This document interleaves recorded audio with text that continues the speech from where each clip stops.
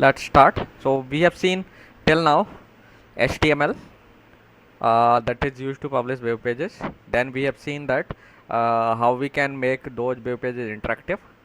Okay, but till now whatever technologies we have studied actually that are uh, uh, quite having client side orientation.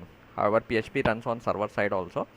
Sorry, HTML runs on server side as well, but its main job is to just display the contents. Okay, publishing the documents or some documents and text, including other objects. Then job of JavaScript was to uh, do data validation, making a web page at client side more interactive so that user can interact uh, interact in a convenient way to the web page. Okay, but still now we have not seen any programming language that works on server side. So now in the next part we are going to discuss a programming language that works on server side.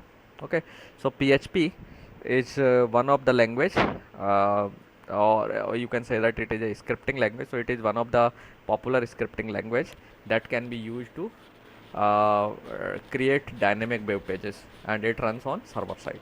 Okay, so first let's talk about something about PHP. What is PHP? How it came into existence? Okay, so the official name of PHP is uh, Hypertext Preprocessor. So you can call the full form of that PHP officially is Hypertext Preprocessor.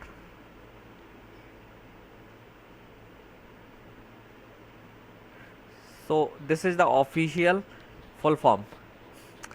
It may be looking surprising to you that where is the meaning of all these three letters. Hypertext preprocessor तो आप इसे understand कर सकते हैं, then why it is PHP. So we will not go into that detail, but now the PHP is known as hypertext preprocessor. Okay, हालांकि इसके नाम से इसके बारे में ज़्यादा कुछ पता नहीं चलता है, but originally this name was not that. The name of PHP was personal home page. Personal home page. So you can see that now it is a correct full form है ना. एक PHP इसका acronym है, but nowadays we map this PHP to this text hypertext pre processor. Okay, so ये जो personal ही home page है that was the original name of this language, and this language was developed by Rasmus, sorry,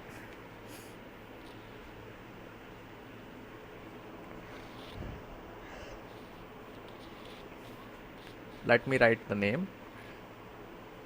Lardorf. Lardorf. I don't know what is the correct pronunciation. Lardorf. And he developed this language in 1994. Okay. And initially he renamed this language as like this one.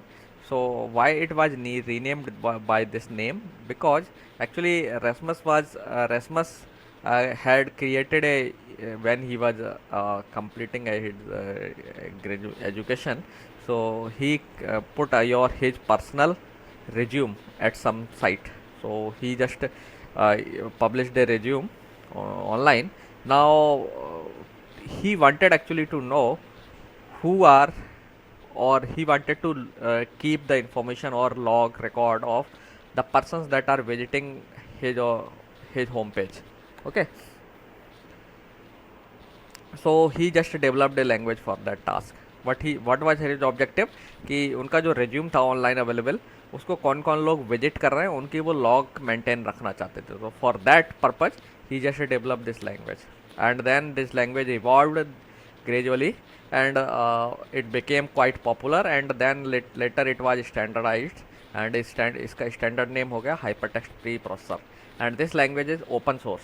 Okay, so this language is open source. So you can say that this is a part of open source technology. So So that means you can use it free of cost. You do not require any kind of licensing. Okay, so this was the brief history of PHP. Now I have requested you yesterday to install PHP, and I also shared the link with you regarding that demonstrate or that provided tutorial on installing PHP on Ubuntu. Okay, so however PHP is platform independent, you can use it, is available for all kind of operating systems and platforms. Um, so let's have some introduction about PHP, and then we will go into the details. So it is a widely used open source scripting language. So it is a scripting language, and PHP scripts are executed on the server side. Okay, I have already told you that this language is executed on server side, and then results are written to the browser in form of a plain HTML. So what happens? You provide PHP on server side, that is executed by your server software, whatever server you are using. So that server will execute your PHP code, and then it will generate some output, and this output will be communicated in form of plain HTML. This is very important. You need to understand the whole philosophy how PHP executes. You will put, let me repeat again, you will put some PHP code on your server, then this code will be run by your server, whether it doesn't matter कौन सा server है, it may be Apache, it may be Microsoft Internet Information Server or any other kind of server. So it will be run by the server, and then output of the script, PHP script, will be generated in form of a plain HTML. Okay, एक HTML आपको generate होगा, HTML web page, and that web page will be delivered to the browser. Okay, delivery का mechanism वही होगा, HTTP के through होता है जैसे. Okay, and then browser will display that HTML to the user. Okay, so this is how your web page will be generated. So since PHP is a server side scripting language, and it can generate dynamic web pages. Okay, so it have provisions to generate dynamic web pages. Okay, now it is free to download. I have already told you that you can use it free of cost.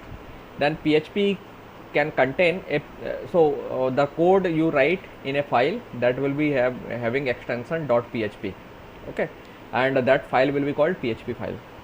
So your PHP file may contain text, HTML, JavaScript code, and PHP code as well. Okay, so it can contains mix of variety of code.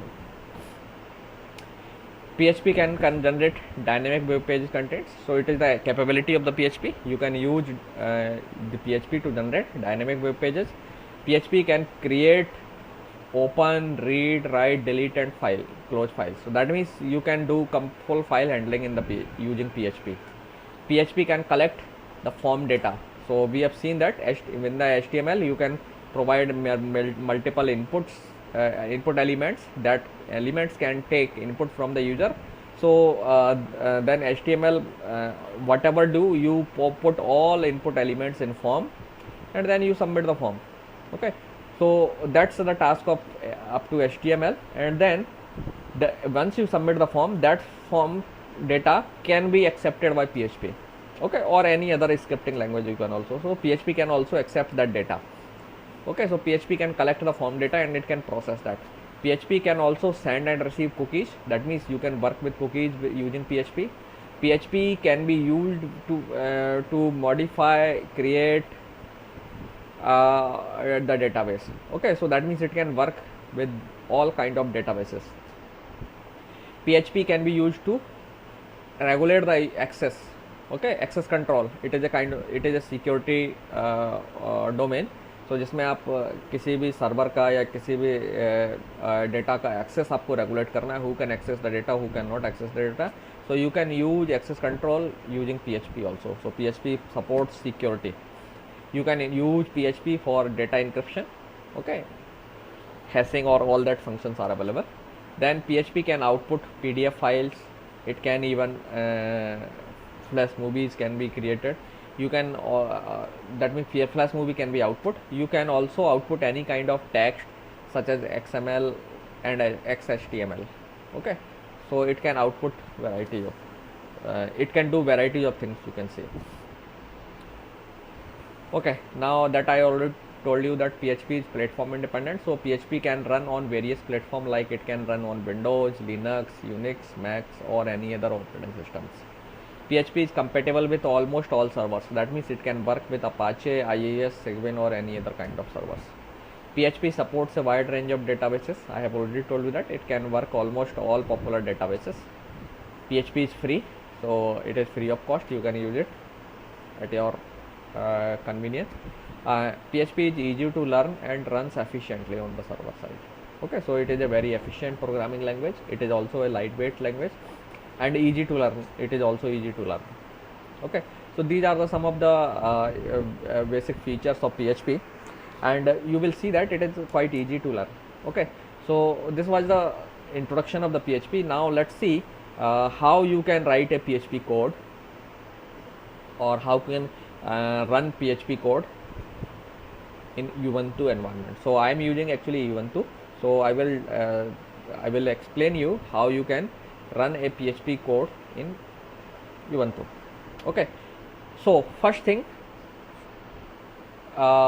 it is important to remember that you have to put your all PHP source code in the directory that I am showing to you.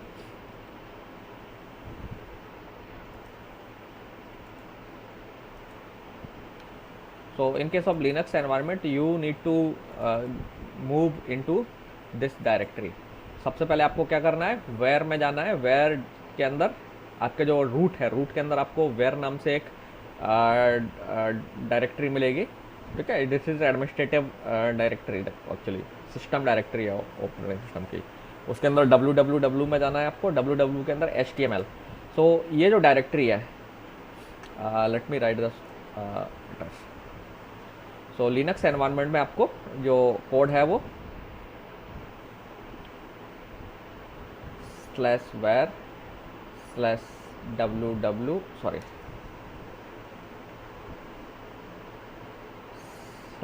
/html, ये जो directory है, इस directory के अंदर आपको HTML code अपना PHP code रखना है. So if suppose if you are working on some project, so that project folder should be within this directory.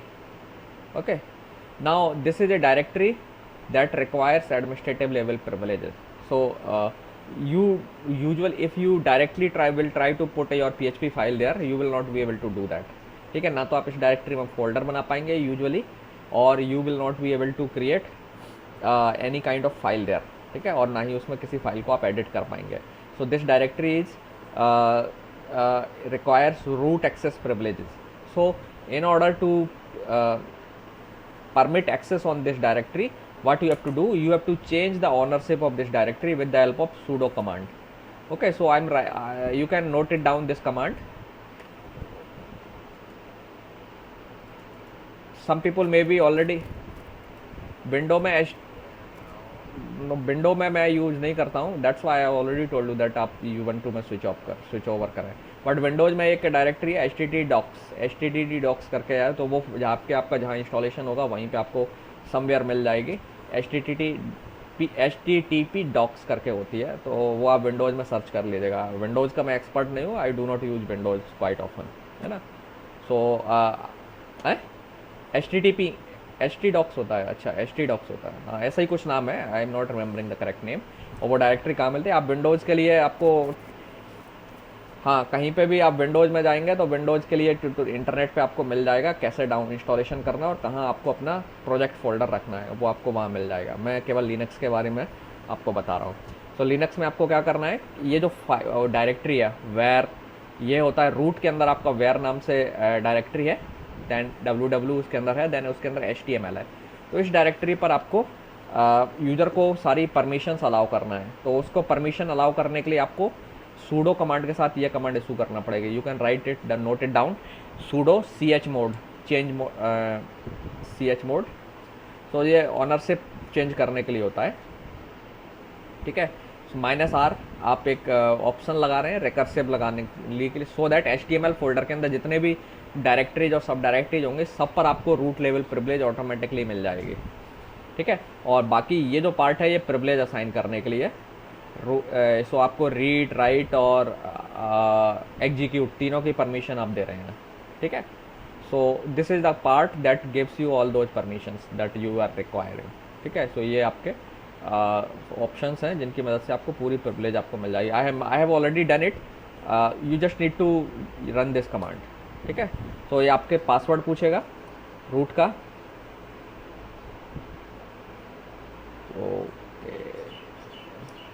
So root का पासवर्ड के बाद आपको you will not get any message and then ये आपको permission मिल जाएगी। अगर आपको आप पासवर्ड गलत देंगे या there is some issue then you will get some error message, ठीक है। अगर कोई भी एरर मैसेज नहीं मिल रहा है that means you have now entitled to work on this directory, ठीक है, HTML के अंदर। सो नाउ आप इसके अंदर HTML के अंदर अपना प्रोजेक्ट फोल्डर बना सकते हैं, ओके, और कोई भी फाइल आप क्रिएट कर सकते हैं। So let me come to that, I have created a file there.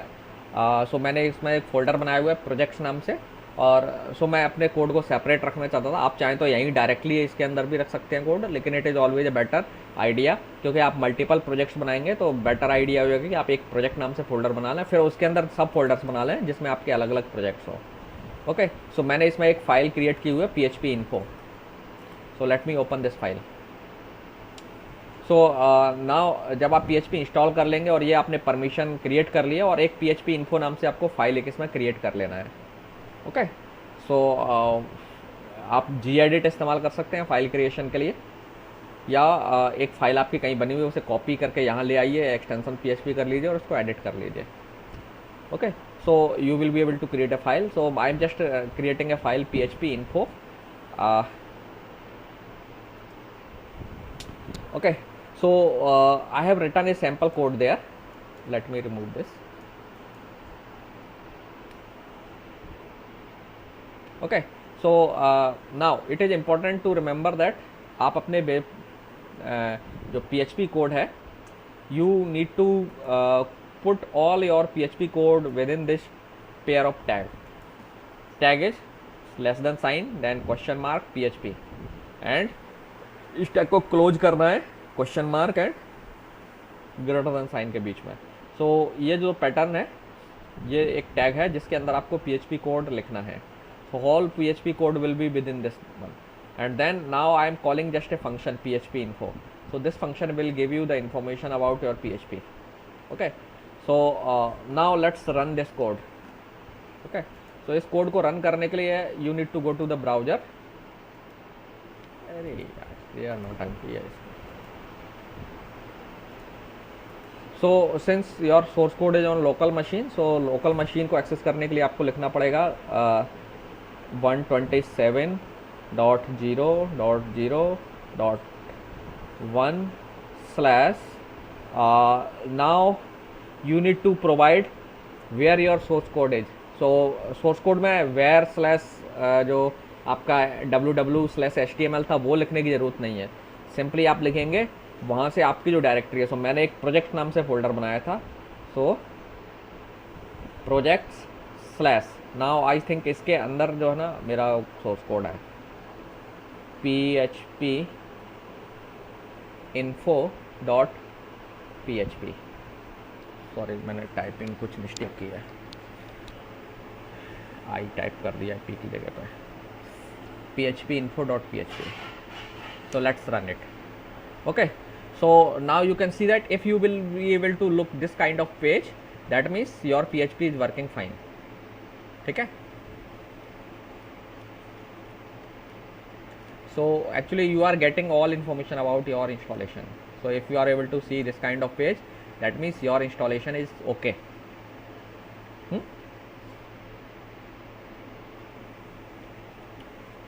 Okay, so now my PHP code is working. Now let me come back here, and I have written some code there.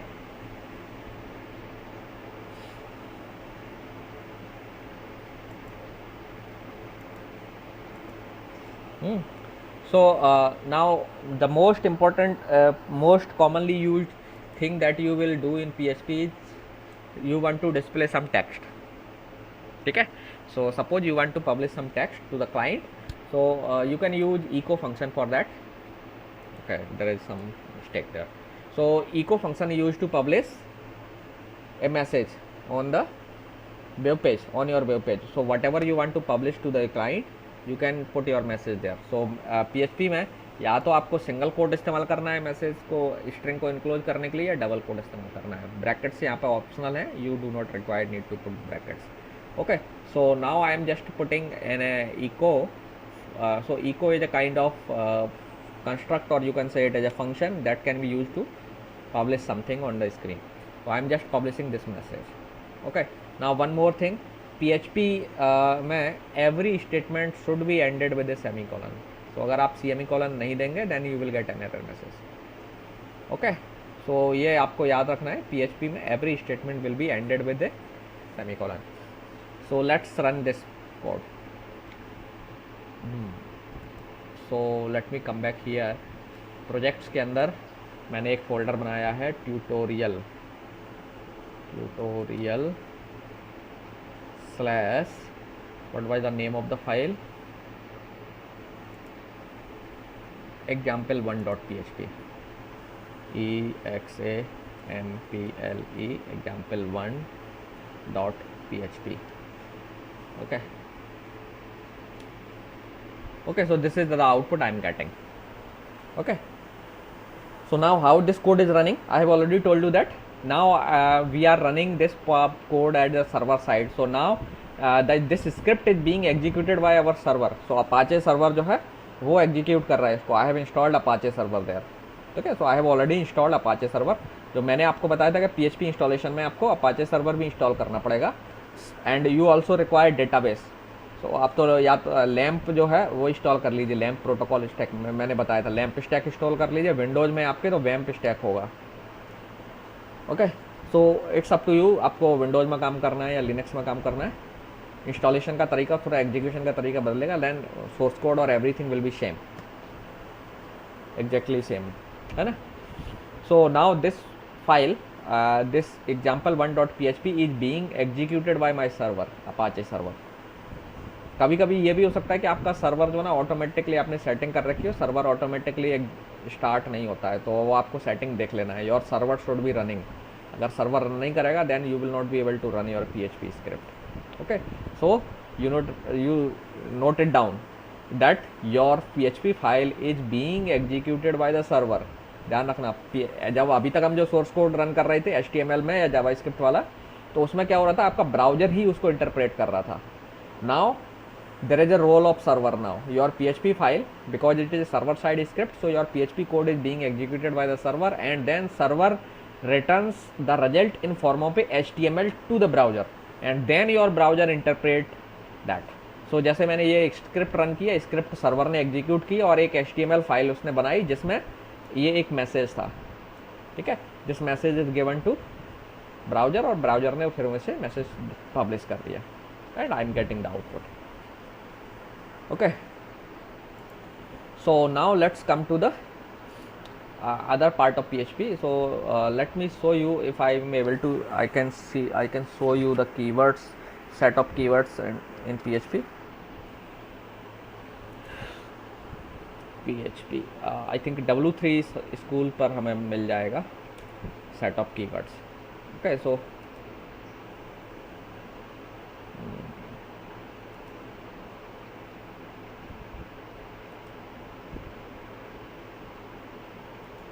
learn PHP, operator switch, no, I think they have not given the list of keywords, calendar, data errors.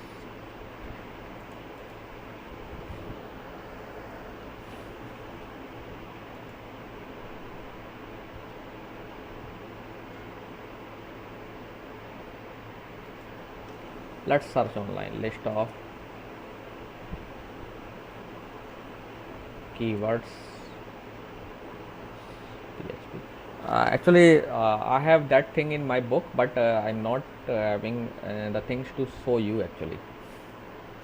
So since like any kind of programming language, PHP also have list of keywords.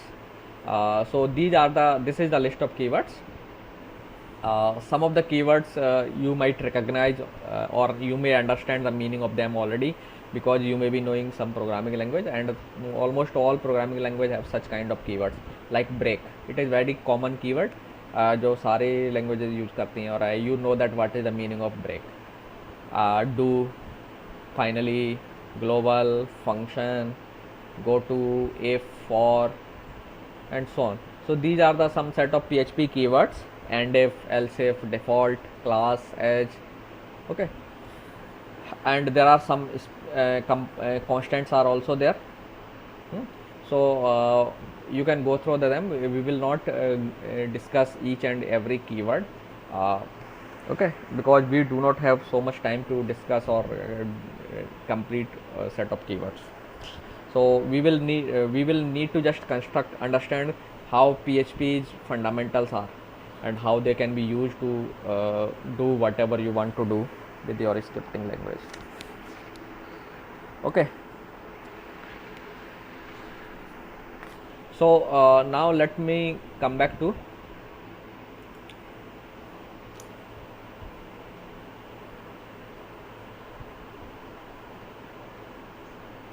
PHP basics.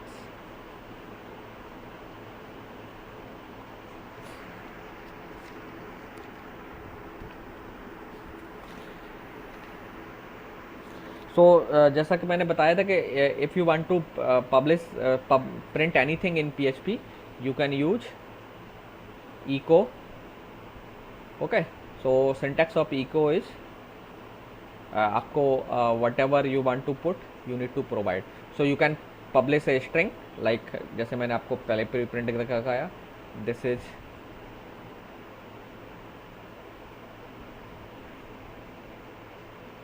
a message. Okay, I am just putting some text. So एक message आपको print करना है तो आप तो या तो single quote में रखिए या डबल कोट में रखिए. जनरली हम सिंगल कोट इस्तेमाल करते हैं.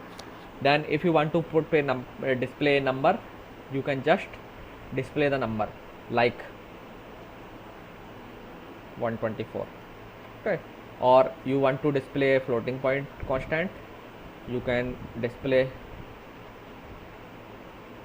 like this one. Okay,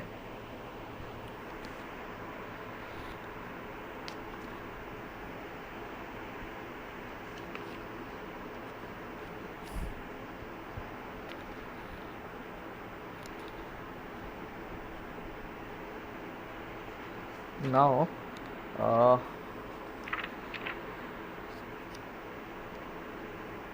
let's talk about variables. I think before going into the details of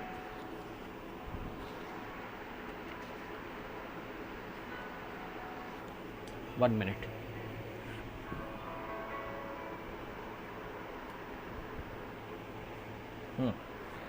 So before going to the details of variables, first we need to talk about the data types that PHP has. Data types in PHP. So PHP have Boolean. It supports Boolean data type. Then it supports all integers. Integers आप लोग समझते हैं, negative, positive, all integers it supports. It supports floating point numbers. Float, the values like the values that are with decimal points. Then strings.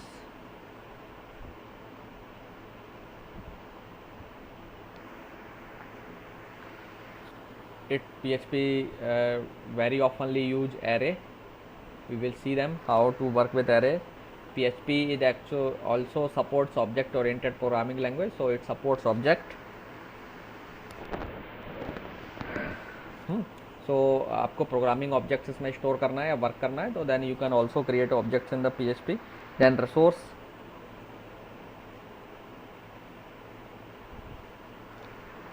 So जो data resources है, you can use this, store them. Then null, this is a special value जो कि आपके not availability जो है kind of thing को represent करती है. ठीक है. सो हम इसके बारे में अभी और डिटेल में बात करेंगे। ये मैं इनके बारे में इसलिए बताना चाहता था क्योंकि हम वेरिएबल्स के बारे में बात करेंगे। तो वेरिएबल्स के बारे में बात करेंगे तो डेटा टाइप के बारे में थोड़ा सा आपको पता होना चाहिए।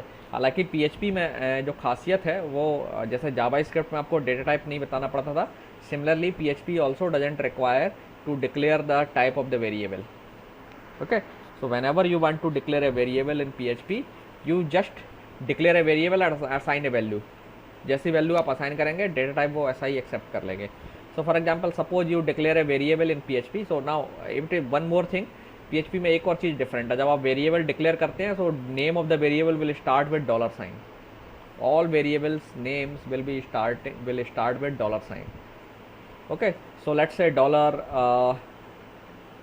let's say name of the variable is x and you put 10 there. So that means now you have declared a variable x which is of data type x. So PHP में एक important requirement है कि आपको variable बनाना है और फिर से एक वैल्यू भी असाइन कर देनी है सो दैट उसका डेटा टाइप फिक्स हो जाएगा। हालांकि PHP डेटा टाइप के मामले में स्ट्रिक्ट नहीं है। ओके, ये कई बार वैल्यूज का आपके हिसाब से इंटर कन्वर्जन भी करती है, बट सिंपली आपको एक वेरिएबल बनाना है तो दिस इज़ द वे। अगर आपको एक रियल नंबर वाला वेरिएबल बनाना है, let's say y, then you can assign a variable in this way. If you want to create a string variable, let's say name, you can assign some name.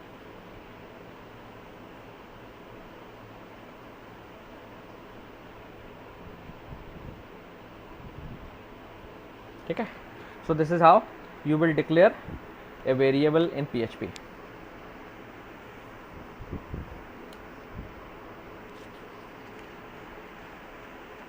ठीक है, सो अब आप देख सकते हैं जितने डेटा टाइप्स हैं जो मैंने आपके बताए थे, उन सारे टाइप के डेटा टाइप्स के आप वेरिएबल्स बना सकते हैं। इस तरीके से बनाना होगा आपको। वेरिएबल नेम आपको डॉलर से असाइन करेंगे। ठीक है, ऑब्जेक्ट्स क्रिएट करने का तरीका अलग है PHP में, क्योंकि आपको पहले क्लासेस बनाना पड़ेंगे, तो वो ऑब्जेक्ट ओरिएंटेड पार्ट है। We will see if time permit.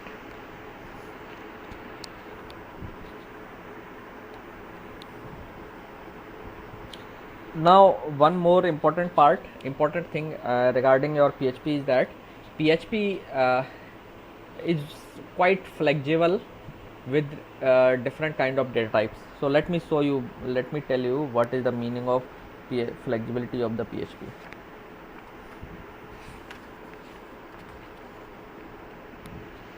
So suppose that you just created a variable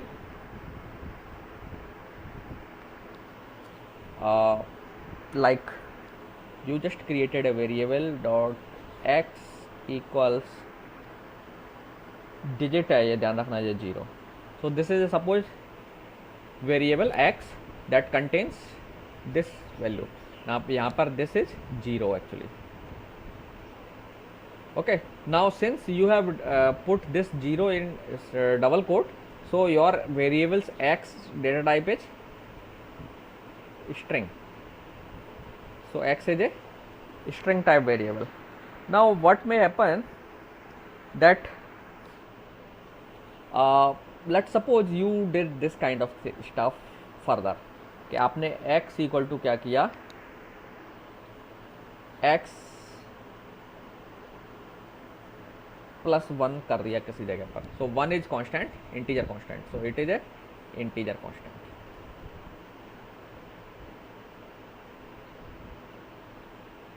so PHP क्या करते हैं, automatically it tries to convert the data type so that it will be able to give you a meaningful result. So आपने देखा ये integer है और ये एक स्ट्रिंग है. So now it will try to convert this value in a string, string to number. So 0 plus 1 ultimately 1 हो जाएगा and then जो result है that will be assigned to 1, assigned to x. So whenever you will print x you will get 1. So x will become integer kind of variable. ठीक है. So now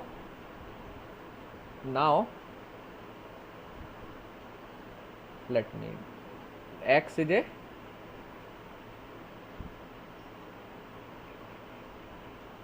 integer variable. ठीक है. Now ये जो conversion है इसमें PHP अपना best effort लगाती है, ध्यान रखना. PHP try to do its best. To do this kind of conversion, ठीक है। Now suppose that similarly, so suppose आपके पास एक वेरिएबल y था और y आपने अगेन लेट्स से ऐसे डिफाइन किया 0.0, है ना। सो y अभी डेटा टाइप क्या है y का, let's sorry I forgot this string, y is string data type. Now suppose that मैं अब 0.0 ले रहा हूँ, लेट्स मेक इट 2.0, ठीक है। हर बार 0 आप समझेंगे 0 ही लेना है तभी होगा क्या। So let's now you do like that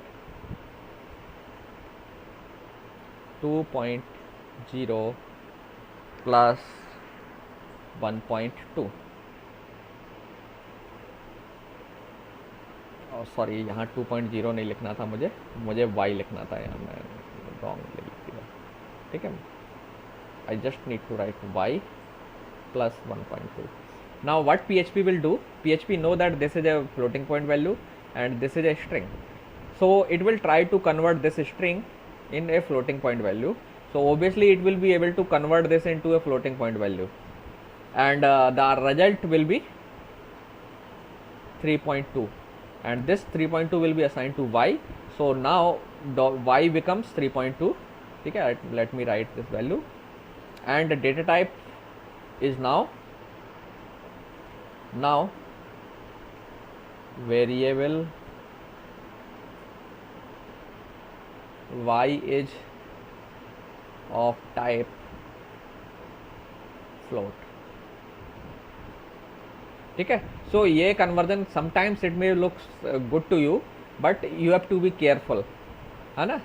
आप सोच रहे हैं कि जैसे थोड़ी देर के लिए आपने मान के चला कि हमने y जो ना स्ट्रिंग बनाया हुआ है, और कई बार आपने गलती से कुछ ऐसा कर दिया और y का डेटा टाइप बदल गया, और आप स्टिल समझ रहे हैं कि y का डेटा टाइप स्ट्रिंग है, ठीक है। सो ये आपके प्रोग्रामेटिकली आप इस अंडरस्टैंडिंग की वजह से मिस्टेक कर सकते हैं। So you should be careful about this feature of PHP। ये कन्वीनियंट लगता है but it is not a good feature. आपको अगर कन्वर्जन करना भी है तो एक्सप्लिसिटली करिए, ठीक है।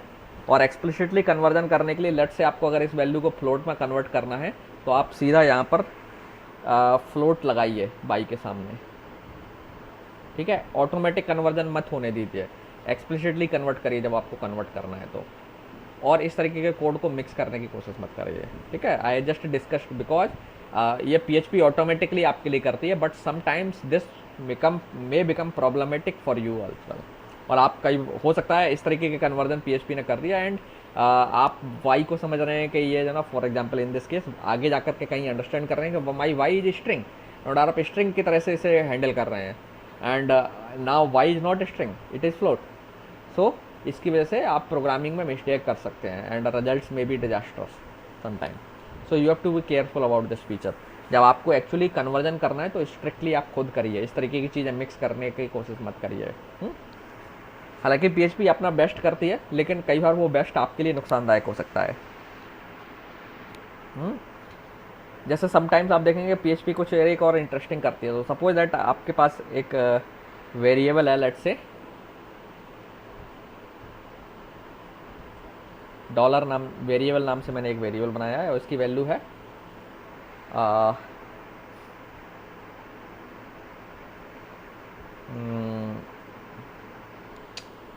लेट्स से 6, दैट मीन्स ये इंटीजर वेरिएबल है। Now at some place suppose that आपने ऐसा किया,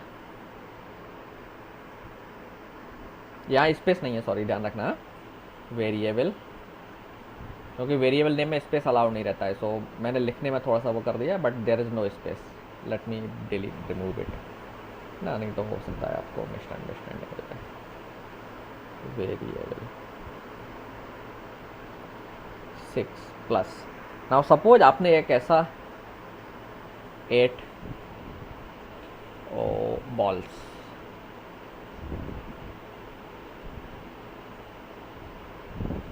suppose this is a integer constant, and this is a string, और आपको मालूम है ये वेरिएबल कैसा है, इंटीजर, है ना। So can you tell me what will be the result. चलिए इसमें थोड़ा डिफिकल्ट है, यहाँ ध्यान रखना है, here space, there is space, now what PHP will do, PHP will just consider this 8 as the number and इसे डिस्कार्ड कर देगी and the result of this variable और value of this variable will be 6 + 8 that means 14। ठीक है, जब आप इसे display करेंगे यू विल गेट 14। सो इस तरीके से भी PHP कन्वर्जन करती है। तो sometimes it may be looking may be useful for you, but B careful about that. हमेशा ये आपके लिए बेनिफिशियल नहीं होगा।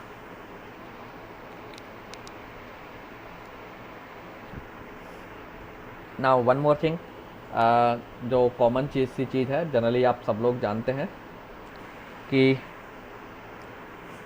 जब आप किसी भी वैल्यू को बूलियन में कन्वर्ट कर रहे हैं, जब आप डेटा टाइप को कन्वर्ट करोगे ना बूलियन में, तो Boolean value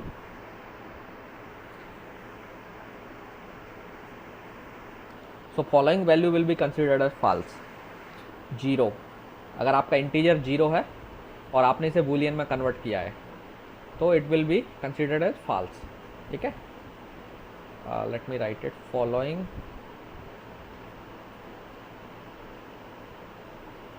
values will be considered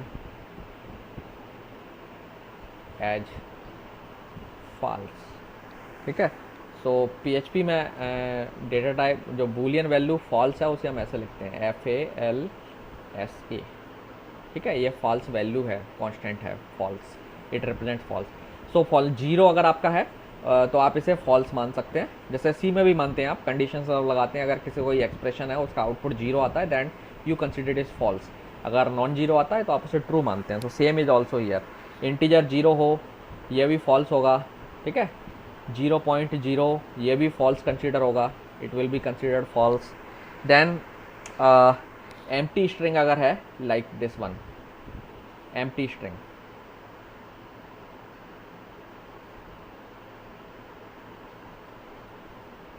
ये भी फॉल्स होगी। ओके, या आपकी जो 0 है और ये स्ट्रिंग है, ये भी इसे आप फॉल्स कंसिडर करती है PHP। एरे विद 0 एलिमेंट, अगर आपके पास एक एरे है, an array with 0 element that means empty array. So अगर आप मान लीजिए किसी इफ एल्स स्ट्रक्चर लगाई और उसमें एक एरे मेंशन किया और वो एरे फॉल्स है, तो वो उसका कंडीशन का आउटपुट जो है ना फॉल्स माना जाएगा। An array with 0 element will be considered false. अगर एक ऑब्जेक्ट है आपके पास जिसका कोई भी मेंबर वेरिएबल नहीं है, object with no member variable, an object with no member variable,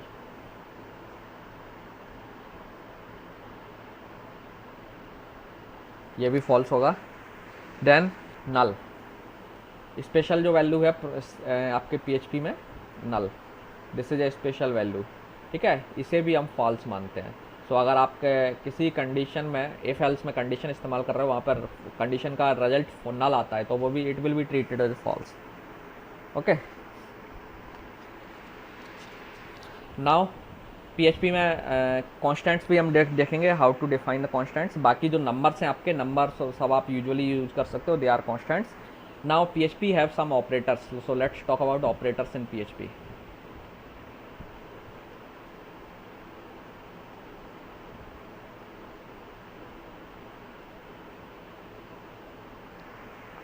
सो सबसे पहली कैटेगरी आती है आपकी अरिथमेटिक ऑपरेटर्स की।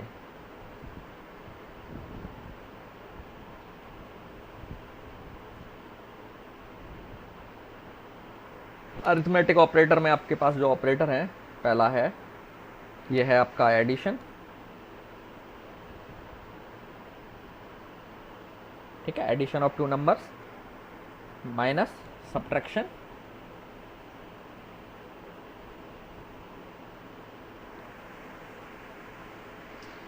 देन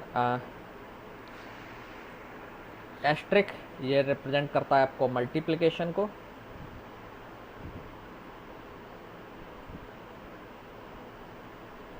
ओके, देन ये स्लैश आपका है division,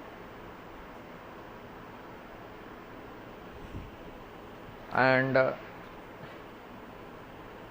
this is your remainder और you can call it modulus. ठीक है, तो दोनों में डिफरेंस क्या है, ये आपको कोसेंट रिटर्न करता है और ये आपको रिमाइंडर रिटर्न करता है। ये अरिथमेटिक ऑपरेटर्स हैं जो आप पीएचपी में इस्तेमाल कर सकते हैं। So let me show you one example. इतनी जो चीज़ें सीखी हैं उसका हम एक एग्जाम्पल कर लेते हैं। जो मेरे पास यही स्क्रिप्ट है इसी में मैं कर देता हूँ।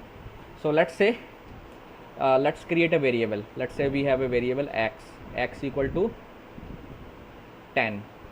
ठीक है, एक वेरिएबल मैंने बनाया and let's say $y equal to 20। अब हम इनके सारे ऑपरेटर्स से काम कर लेते हैं, या कुछ ऐसा नंबर ले लें, इसको 108 कर लेते हैं। ठीक है, x को। Now let's do all these mathematical operations. Eco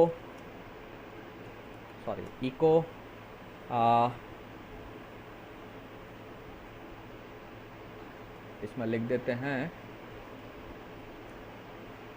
sum equal to, यहाँ पर स्ट्रिंग कॉन्केटनेशन के लिए डॉट लगाया जाता है। ठीक है, dot $x plus $y। Okay, so इससे आपको सम डिस्प्ले होगा। मैं थोड़ा सा यह स्पेस दे देता हूँ। 4 और 5 ऑपरेटर्स हम ट्राई कर लेते हैं। ठीक है, लेट मी कॉपी पेस्ट सम, यहाँ पे सब्ट्रैक्शन माइनस कर देते हैं यहाँ,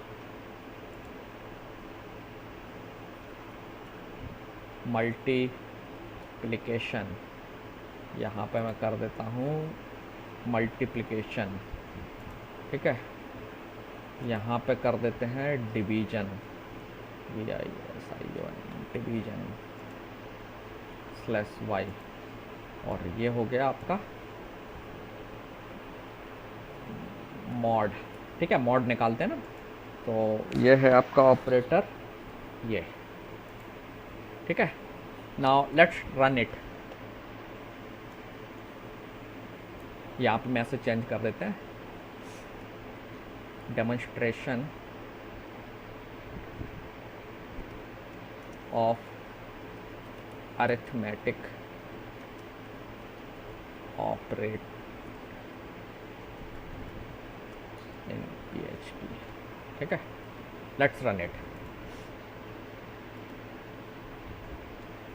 ओके,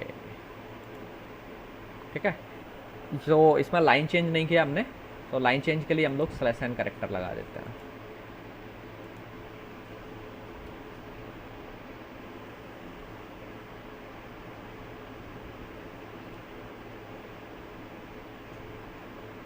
ठीक है, ये मैं कॉन्कैटनेशन कर दे रहा हूँ स्ट्रिंग का, and let's C.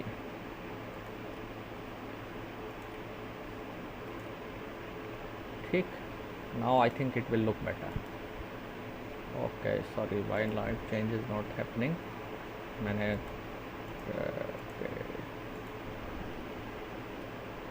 No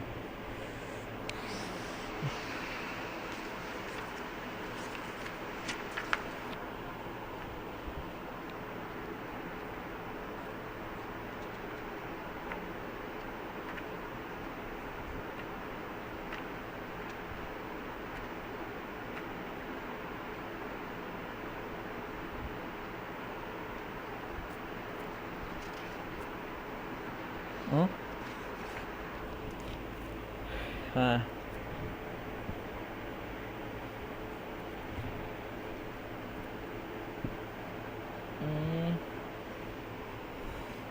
1 minute /n नहीं, लेट मी सी। इसमें या तो हम PHP का वो HTML इस्तेमाल कर सकते हैं इसमें।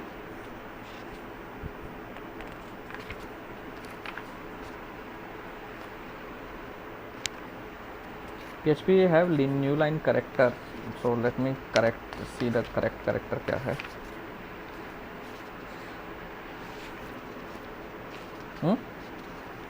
BR आपका PHP का है, HTML का है। तो let's try to use BR, देखते हैं BR से होता है क्या। BR से हो जाना चाहिए, मैं लेकिन न्यू लाइन ट्राई करना चाह रहा था। एक बार ट्राई कर फिर हैं।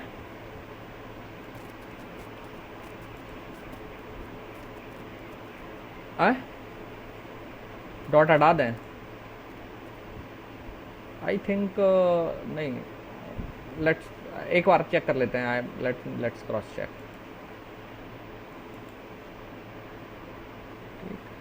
ये BR ने काम किया क्या? PHP 2.0 x+y, what is the 1 minute. PHP 20 के बाद ये आ गया है। हाँ, ये BR तो काम कर रहा है। So let's put BR there. /n भी करना चाहिए था।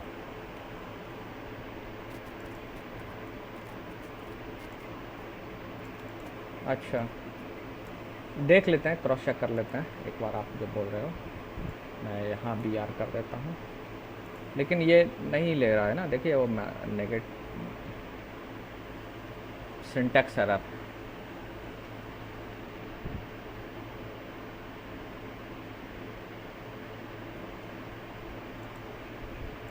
चलिए BR से काम करते हैं।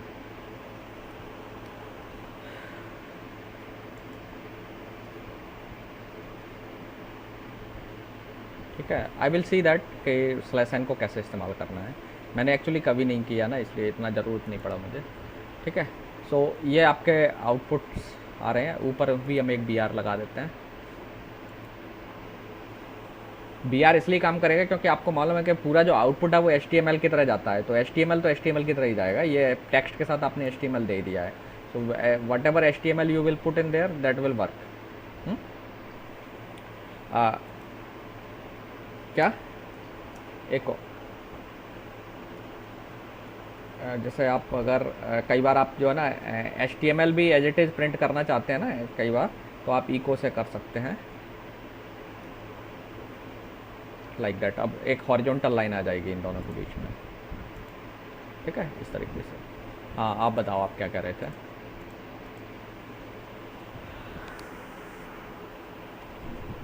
कौन सा NL?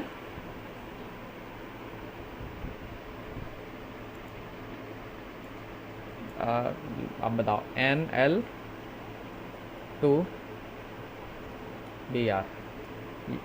अच्छा, फंक्शन है ये। तो ये ऐसे काम करेगा? I don't think. वो एज इज प्रिंट हो जाएगा। नहीं, वो एज इट इज प्रिंट हो जाएगा। अच्छा, ब्रैकेट देना पड़ेगा ना ऐसे, तब भी ये एज इट इज टेक्स्ट की तरह ट्रीट करेगा वो। मुझे लगता है इसको सिंगल कोट में जो कुछ भी देते हैं that is treated as text. मुझे लगता है इसके लिए मुझे /n के लिए डबल कोट यूज़ करना पड़ेगा, तब काम करेगा ये। I am not sure. मैं कंफर्म करके बताऊंगा आपको /n कैसे यूज़ करना है। ठीक है, सो लाइन चेंज के लिए आप BR इस्तेमाल कर लीजिए।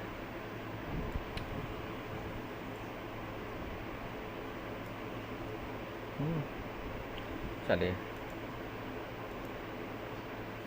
सो this is how we will work with PHP। तो आज यहीं क्लोज करते हैं।